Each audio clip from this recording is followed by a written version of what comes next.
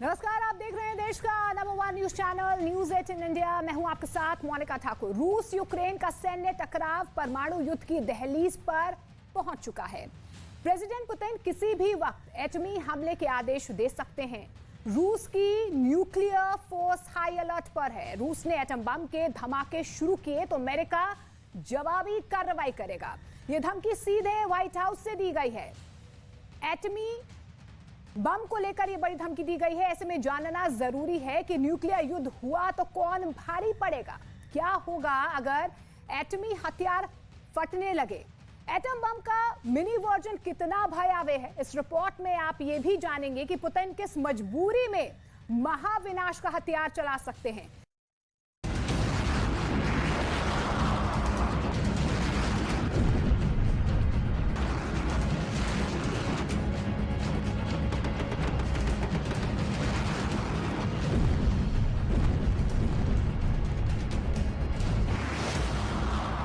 Ukraine युद्ध के बहाने जैसे इतिहास खुद को दोहरा रहा है। यही अक्टूबर का महीना था। ऐसे ही दुनिया के कई कोने बारूदी धमाके से दहल रहे थे। अमेरिका और रूस में कोल्ड वॉर चल रही थी। परमाणु हथियारों की तैनाती हो रही थी। गुपचुप तरीके से एटम बम की शिफ्टिंग हुई थी। अमेरिका ने यूरोप की 2 लोकेशन पर एटम बम भेजे थे।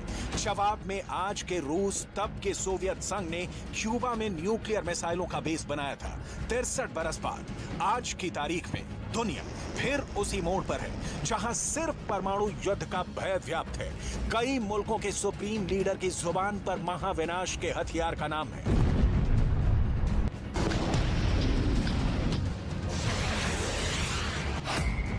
पुतिन मजाक नहीं करते।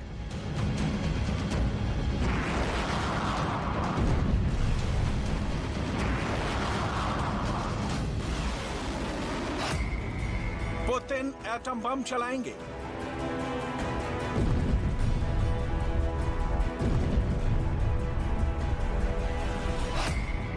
पुतिन की सनक भयावह है।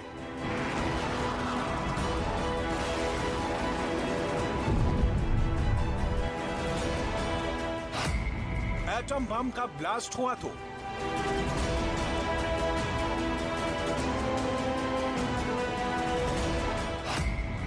परमाणु युद्ध तय है।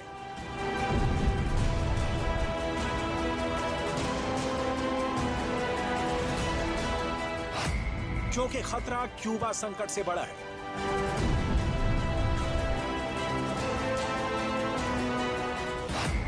किसी ने यूक्रेन में दखल दिया तो हम परमाणु हमला करेंगे।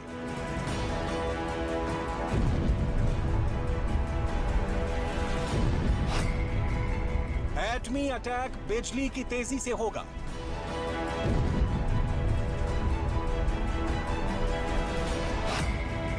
पोलैंड के राष्ट्रपति अंद्रेज डूडा, पोलैंड को परमाणु हथियार की जरूरत।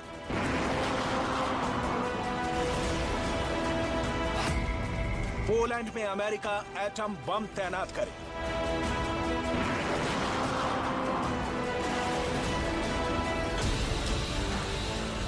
ये है हकीकत, बेहद डरावनी, विध्वंसकारी, वो सच जिसे स्वीकार करने में किसी को परहेज नहीं। मगर महाविनाश के हथियारों की माला यूं ही नहीं जपी जा रही। रूस यूक्रेन युद्ध जिस मोड़ पर पहुंच चुका है, उसमें अब परमाणु बम विस्फोट पुतिन की मजबूरी सी बनती जा रही है। ये पहले से तय है कि अगर पुतिन ने एटमी ट्रिगर दबाया तो इस युद्ध को महायुद्ध बनते देर नहीं लगेगी। आखिर क्यों परमाणु बम के इस्तेमाल को पुतिन की मजबूरी बता रहे हैं प्रेसिडेंट जो बाइडेन? क्यों पोलैंड एटम बम की डिमांड कर रहा है? क्यों ज़ेलेंस्की एटमी थ्रेट से बचा लेने की गुहार लगा रहे हैं? क्या पुतिन परमाणु हमले का दुस्साहस दिखाने ही जा रहे हैं? अमेरिका के राष्ट्रपति को यकीन हो चला है कि रूस युद्ध में जीत के लिए इसी ब्रह्मास्त्र को चलाएगा।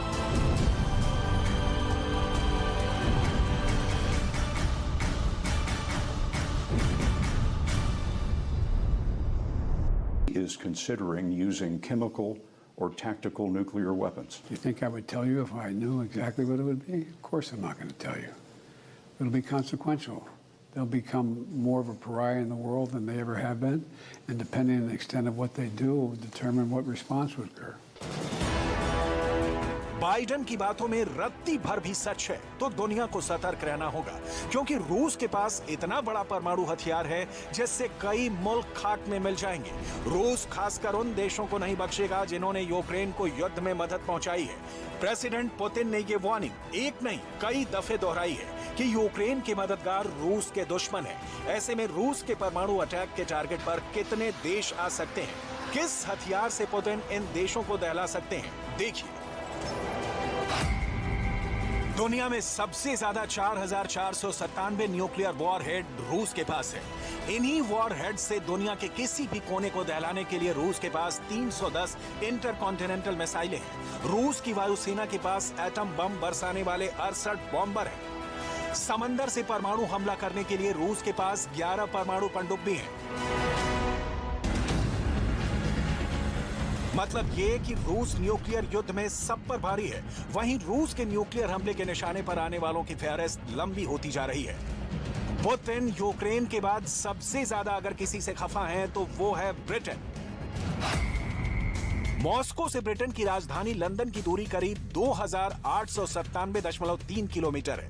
जाहिर है लंदन पर परमाणु हमले के लिए रूस को मिसाइल से निशाना साधना होगा या फिर समंदर से हमला अंजाम देना होगा। इसी तरह यूक्रेन के युद्ध में हथियारों से मदद ले रहे फ्रांस को भी पुतिन सबक सिखाने का ऐलान कर चुके हैं। मॉस्को से पेरिस की दूरी भी 2,851.5 किलोमीटर है, इसलिए यहां परमाणु अटैक लंदन की तर्ज पर ही मुमकिन है। ब्रिटेन और फ्रांस के बाद रूस की हिट लिस्ट में अमेरिका का नंबर है, क्योंकि यूक्रेन की असली ताकत सुपर पावर से मिल रही है। अमेरिका की राजधानी की मॉस्को से दूरी 7,816 किलोमीटर है। यहां तक मार करने के लिए पुतिन को इंटरकॉन्टिनेंटल मिसाइल इस्तेमाल करनी होगी।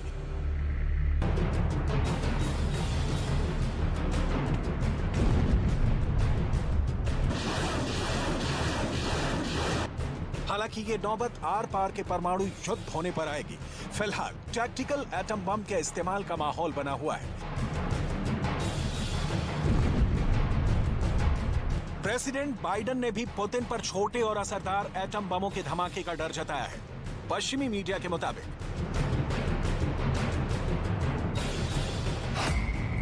रूस के टैक्टिकल एटम बम 1 किलोटन से लेकर 100 किलोटन के हैं।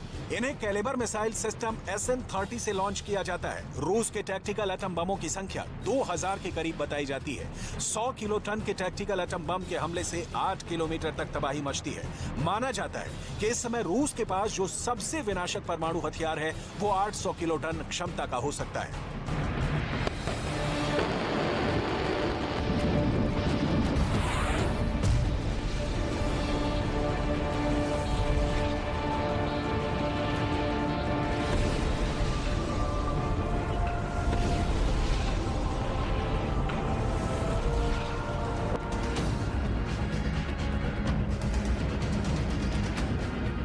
रूस ने इस बम को जार बम का नाम दिया है।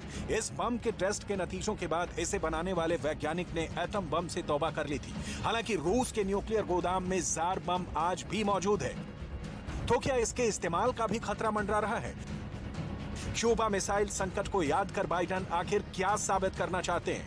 अक्टूबर 1963 में हुआ क्या था, इसे जानते हैं।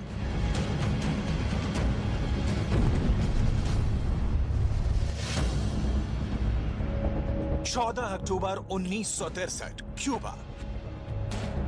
फ्लोरिडा से उड़े अमेरिकी जासूसी जहाज क्यूबा के पश्चिमी छोर पर उड़ान भर रहे थे। आइलैंड सैन क्रिस्टोबल था, जो अब आर्टेमिसा प्रांत में है। जासूसी जहाज से क्रिस्टोबल की करीब 928 तस्वीरें खींची गई। ये तस्वीरें जैसे ही फ्लोरिडा में मौजूद इंटेलिजेंस सेंटर को भेजी गई, अमेरिका थर्रा गया।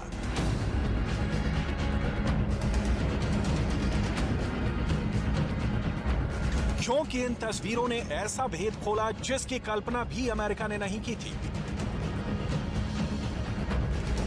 क्यूबा के आइलैंड से ली गई तस्वीरों से पता लगा कि अमेरिका की चौहद्दी पर एटमी मिसाइलों का बेस बना लिया गया है। परमाणु मिसाइलें रूस ने तैनात की थी। अमेरिका पर परमाणु हमले की पूरी तैयारी कर ली गई थी। तत्कालीन प्रेसिडेंट जॉन एफ कैनेडी को जब ये जानकारी दी गई तो उन्होंने क्यूबा की नाकेबंदी शुरू करने के आदेश दे दिए। दो महाशक्तियां परमाणु युद्ध के मुहाने पर थीं।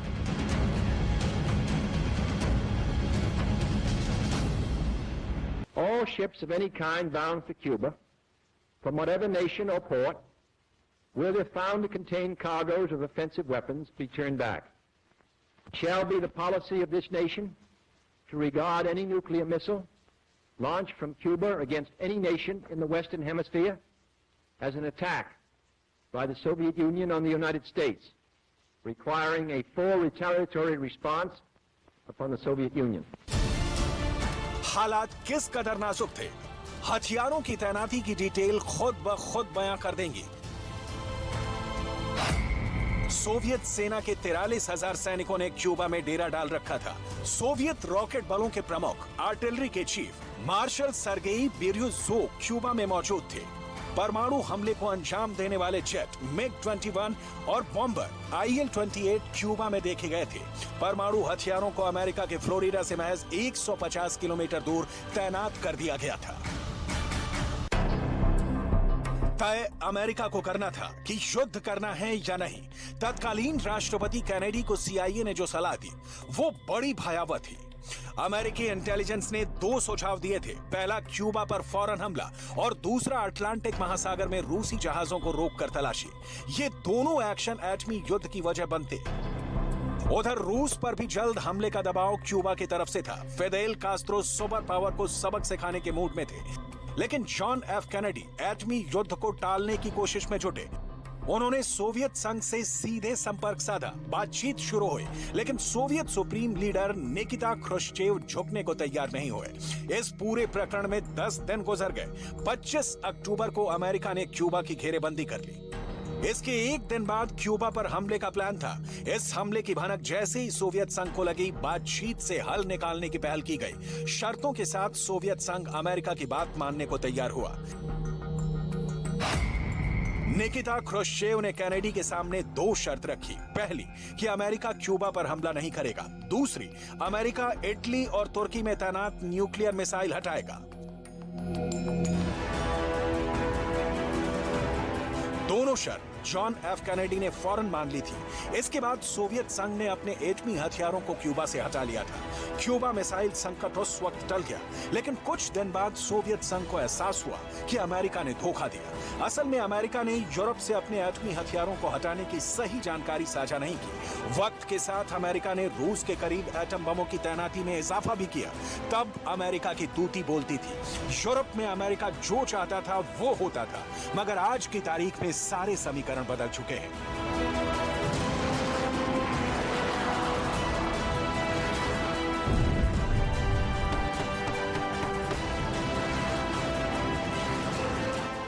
रूस में आज पुतिन जैसे सर्वशक्तिमान लीडर की सत्ता है। उनके फौलादी इरादे से दुनिया वाकिफ है। पुतिन ने जो ठान लिया उसे हासिल करने के लिए किसी हद तक जा सकते हैं। क्राइमिया को यूक्रेन से छीनकर पुतिन ने अपनी इच्छा शक्ति का इजहार 2014 में किया था। यूक्रेन के 4 सूबों का रूस में विलय कर उन्होंने एक बार फिर साबित कर दिया कि उन्हें रोक पाना आसान नहीं। शायद यही वजह है जिसे देखते हुए प्रेसिडेंट जो बाइडेन परमाणु हमले की आशंका जता रहे हैं।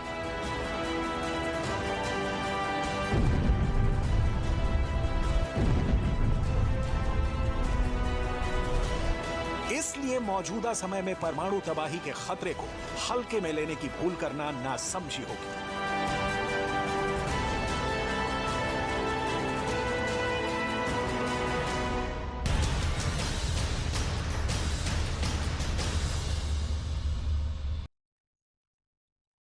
रूस की न्यूक्लियर फोर्स हाई अलर्ट पर है, जिससे साफ है कि रूस जंग जीतने के लिए किसी भी हद तक जाएगा। यह हद एटम बम का धमाका भी हो सकता है, लेकिन वक्त और हालात पुतिन के खिलाफ है, क्योंकि जंग में रूस कई फ्रंट पर हार रहा है। इस हार के पीछे रूस की सेना के टॉप जनरल की लापरवाही बताई जा रही है।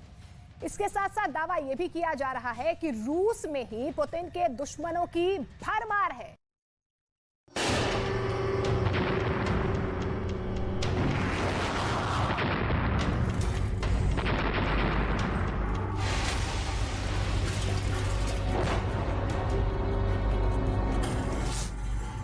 हर तरफ तबाही।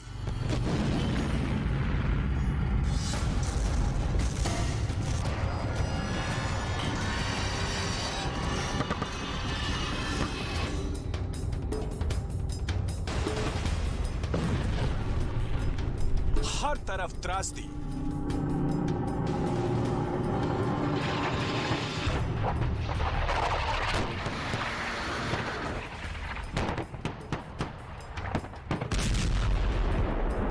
हर तरफ तड़प, हर तरफ त्राहिमाम।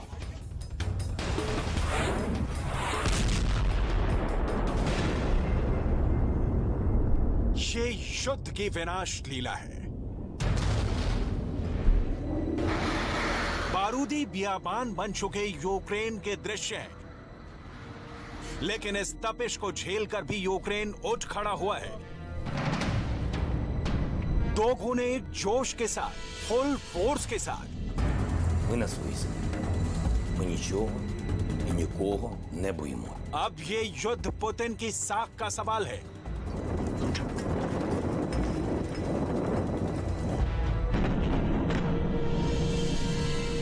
ये युद्ध पुतिन की हस्ती पर भारी है। ये युद्ध पुतिन का भविष्य तय करेगा।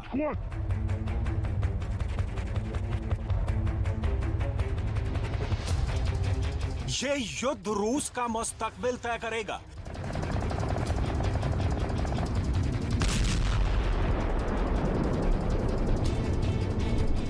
इस युद्ध के बाद बदलेंगे दुनिया के दस्तूर।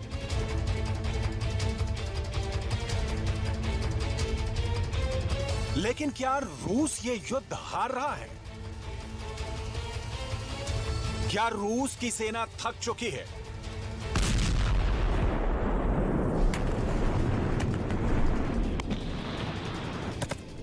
क्या रूस के हथियार खत्म हो रहे हैं?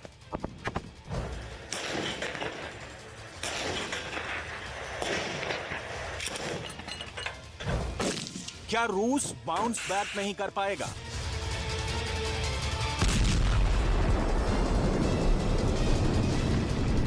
इस बारूदी बैटल ग्राउंड में हर पल नया हो रहा है। कलेजा कंपाने वाला हो रहा है, विध्वंस के बीच उत्सर्ग हो रहा है। यूक्रेन ने सब कुछ दांव पर लगा दिया है। अमेरिका का फुल बैकअप है। ज़ेलेंस्की आर्मी आक्रामक है क्योंकि हालात बदल गए हैं। युद्ध का रुख मुड़ गया है। कल तक जो रूस कर रहा था वो अब यूक्रेन कर रहा है। हाहाकारी हमले, जोरदार प्रहार, असरदार नतीजे। यह मौजूदा हकीकत है कि यूक्रेन रूस पर बहुत भारी पड़ रहा है।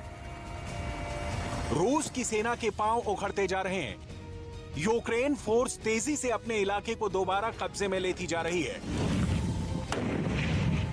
आगे बढ़ता यूक्रेन, बैकफुट पर रूस। क्या किसी ने इसकी कल्पना की थी? यह सब कैसे हो रहा है, किसके बूते हो रहा है, जानना दिलचस्प है। मगर इससे ज्यादा अहम है यह जानना कि रूस युद्ध हार गया तो क्या होगा। पूरी दुनिया की निगाहें इस लड़ाई पर हैं। एक्सपर्ट इस युद्ध के नतीजे और बाद के परिणाम का जो विश्लेषण कर रहे हैं वो पुतिन की सोच से परे है। यूक्रेन में रूस की बुरी हार का खतरा। पुतिन युद्ध हारे तो टूट जाएगा रूस। हार के बाद सत्ता नहीं बचा पाएंगे पुतिन। हार हुई तो अधर में पुतिन का भविष्य। हार के बाद पुतिन रूस छोड़ देंगे। हार देख पुतिन परमाणु युद्ध छेड़ेंगे। जिस रूस में पुतिन की इजाजत के बगैर पत्ता नहीं खड़कता, जहां कायदा प्लस कानून पुतिन तय करते हैं, जहां उनके नाम का सिक्का चलता है, उसी रूस से उनकी विदाई की भविष्यवाणी की जा रही है। एक्सपर्ट मानते हैं कि हार के बाद पुतिन अपने ही मुल्क में मुंह दिखाने लायक नहीं बचेंगे, क्योंकि पूरी दुनिया में यूक्रेन यह मैसेज देने में कामयाब रहा है कि युद्ध उस पर थोपा गया है। ऐसे में अगर बाजी यूक्रेन के हाथ लगी तो रूस में ही पुतिन रुस्वा होंगे। जाहिर है पुतिन के विरोधियों का हौसला बढ़ेगा, जिसके बाद रूस के बंटवारे के हालात बनेंगे। रूस से जो इलाका सबसे पहले अलग थलग होगा वो क्राइमिया ही माना जा रहा है। प्रेसिडेंट जेलेंस्की इसकी तस्दीक कई बार कर चुके हैं कि इस युद्ध का अंत क्राइमिया की जीत के बाद ही होगा। І створюється інструментарій для обмеження нафтових доходів держави-терориста. Це добре, але це тільки початок. Маємо зробити так, щоб держава-терорист не отримувала жодного прибутку від продажу нафти. यूक्रेन की फोर्स युद्ध में हर कदम फूंक फूंक कर रख रही है। अमेरिका और पश्चिमी देशों से मिले हथियारों का बेहतरीन इस्तेमाल कर रही है। यूक्रेन के तेज आक्रमण की वजह से नीपर नदी के पश्चिम में रूस की मौजूदगी अब खतरे में है। इस फ्रंट पर यूक्रेन की जीत के बाद रूस की हालत खस्ता होनी तय है। पश्चिम समर्थक एक्सपर्ट्स यूक्रेन युद्ध की एक एक डिटेल जुटाकर चौंकाने वाले नतीजे पर पहुंच रहे हैं। अटलांटिक काउंसिल की सीईओ अल्प सेबी म्लेसॉय से मिलिए। इन्होंने रूस की हार की भविष्यवाणी की है। युद्ध में पुतिन को क्यों मात मिलेगी? हार के बाद पुतिन का क्या होगा? रूस का क्या होगा?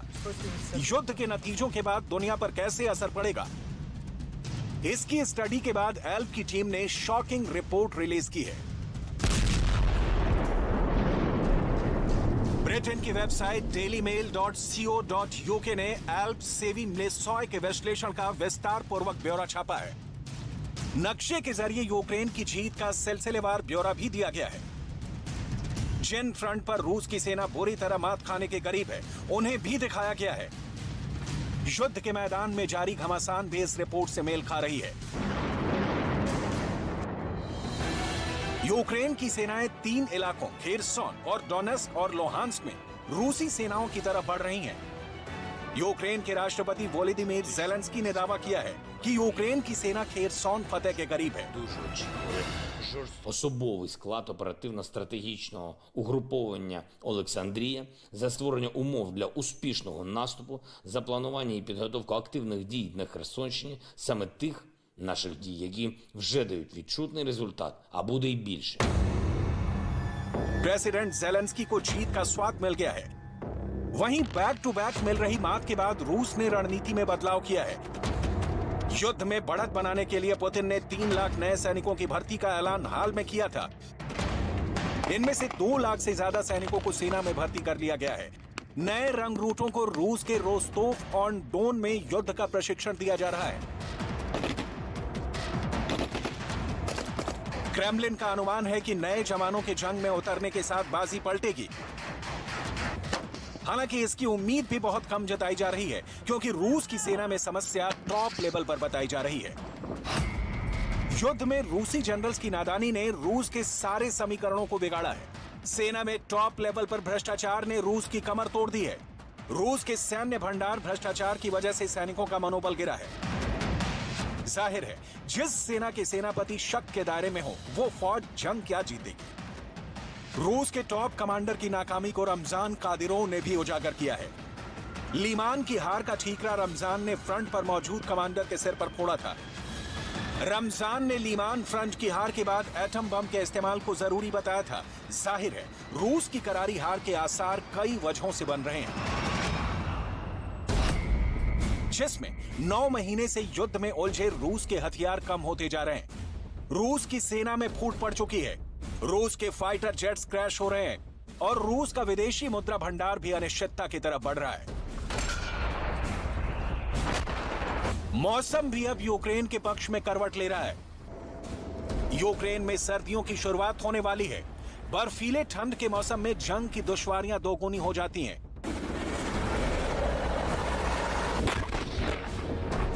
यानी युद्ध जितना लंबा खिंचेगा, रूस के हालात उतने ही खराब होते जाएंगे। इतिहास गवाह है, सर्दियों में हुई लड़ाई में रूस की सेना को शिकस्त मिली है। 13वीं सदी में चंगेज खान के वंशज बट्टू खान ने ठंड के मौसम में रूस पर आक्रमण किया था। उस युद्ध में रूसी सेना पूरी तरह तहस नहस हो गई थी। 16वीं शताब्दी में पोलैंड ने रूस को सर्दियों में मात दी थी। दूसरे विश्व युद्ध से ऐन पहले फिनलैंड पर आक्रमण के दौरान रूसी सेना बुरी तरह पराजित हुई थी। इस तरह 1905 की सर्दियों में जापान ने रूस को बुरी तरह हराया था। मतलब मौसम की मार से रूस हलकान होता रहा है। इसलिए जैसे जैसे यूक्रेन के तापमान में कमी आती जाएगी, रूस के तेवर ढीले पड़ते जाएंगे। यूक्रेन की जीत और रूस की हार के बाद दुनिया नई मुश्किलों में घिरेगी।